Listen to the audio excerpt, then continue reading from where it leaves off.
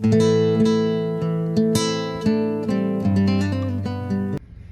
folks, today I'm going to demonstrate and talk about the ring knot. Okay, so if you look on top of this stud right here, it's very solid surface. We don't tie to nothing, it's not. This is a very solid wall, and what we got here is a ring. Okay, so a lot of times it's real tricky to tie to a ring like this, but today we're going to show you a cool knot to tie up, and it's called a ring knot. So first thing you're going to do is create a bite. Okay, I got the running end, I got the standing end towards the horse. So I'm going to create a bite, and I'm going to put this bite right through the ring, making sure my fingers are not caught. Okay, and then what you're going to do is you're going to twist to the right 3 times. 1, 2, 3. Okay, then what I'm going to do is I'm going to take the horse, I'm going to create my second bite, and I'm going to go through the twisted bite that I made. Once I'm there, I'm going to take the running end of the rope and I'm going to create another bite. And you notice, ladies and gentlemen, I don't have my fingers stuck anywhere where if the horse pulled back, I would lose a digit. Okay. Then what I do is I just tighten everything up.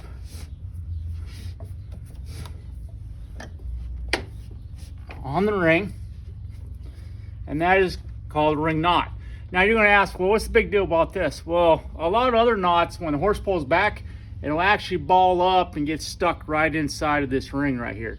Once again, a lot of times the horse pulls back, this stuff will slide up and get stuck right inside the ring. With this knot, it's not going to suck it right inside the ring, and then you can't get it undone. So this is simple. You just take it, pull it, and it pops right out just like that. Okay, that's the beauty of this knot. Alrighty.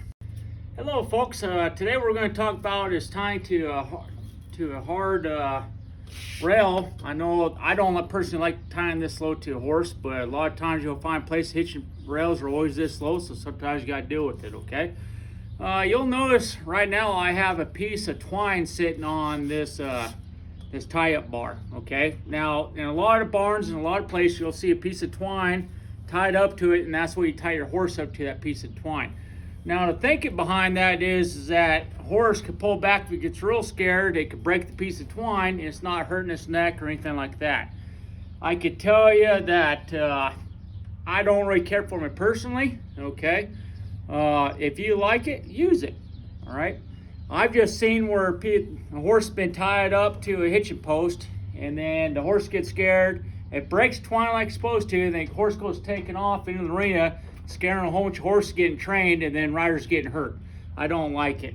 Second thing is, if you're out in the backcountry, Montana, Idaho, Wyoming, or whatever state, and you tie up something like this and your horse gets away, you're in bad position. Okay, your horse takes off, you don't know where it went, and it could go for miles. Now you're without a horse. That is very dangerous out in the wild. Okay, so we like to tie to the hard object that isn't going to move. Okay, so that's my thing about the twine. Now, something I do believe everybody should carry, and I've seen this before with a horse being tied up, is I was at a rodeo one time. It was actually a fun show for children, and what happened is this little girl's on top of a horse and she's wearing her cowboy hat. Well, the mother tied up the horse to the hitching rail, and the girl was up there having fun. The wind came off, and then her hat blew off. Okay, that hat blowing off to the right of the horse scared the horse. The horse pulled back, and the mother's trying to jerk and undo the slip knot on her lead rope, and she tied the wrong knot. Okay, the horse couldn't get loose. So that brings me up to this point. The best thing to do is have a pocket knife. I was there. I was able to cut the lead rope, and the horse, as soon as it felt freedom, it just stayed right there. And luckily that little girl held on to the mane and the horn of the saddle. She wasn't hurt or anything. But one of the biggest things horsemen should always have is a nice, sharp pocket knife. Okay, they're great for emergencies. Okay, the knot that I'm going to teach you now is the basic horse knot. And all you're going to do is take your lead rope over top of a rail, and you're going to make a figure 4.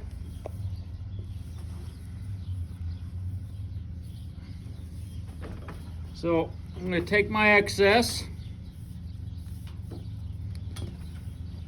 And as you can see, a lot of people call this number 4, okay? Because it looks like the the number 4. Once I get down to a certain point, I'm going to create a bite. And most knots you can see uses a bite. And I just go right through. Once again, my fingers, I'm just using the tips of my fingers. And I'm going to pull it down tight. And what I have here is just a normal horse tie, okay? And when I pull it, it comes right out. And I'm able to go with my horse, okay? Once again, that's what it looks like. I'm going to come up to my hitching post, create the number 4. You got some long lead ropes here. Get trained once, okay? So there's my number 4. You can see it right here. Okay? I'm going to create my bite. My bite goes through, and I'm going to pull both directions, and that's my slip knot. Okay? Now, sometimes you got some Houdini horses, so a lot of times you'll just do this number right here. Okay? Or for great safety, what you could do is you can create a half hitch. We do this a lot in the backcountry. I'm just going to create an X on my rope, slide my half hitch on the end of my rope and draw it down.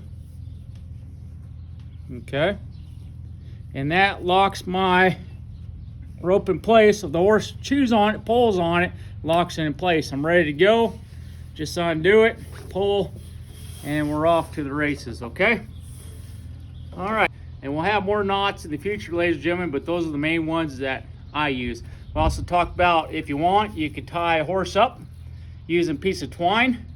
A lot of people do it so the horse break the twine, they don't hurt themselves as much. Once again, I don't like it personally because I've seen disaster happen with this type of setup.